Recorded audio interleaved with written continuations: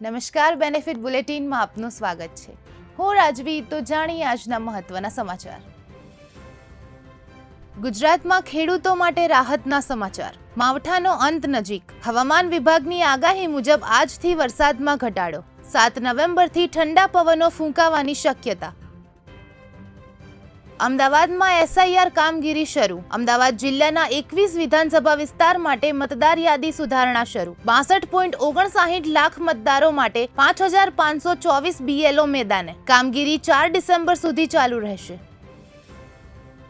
બદ્રીનાથ ધામમાં હિમવર્ષા. ચમોલી જિલ્લામાં ભારે બર્ફબારી બાદ ધામ પર સફેદ ચાદર પથરાઈ. 25 નવેમ્બરે કપાટ બંધ થાય તે પહેલા ધામ ફરી સફેદ બન્યું.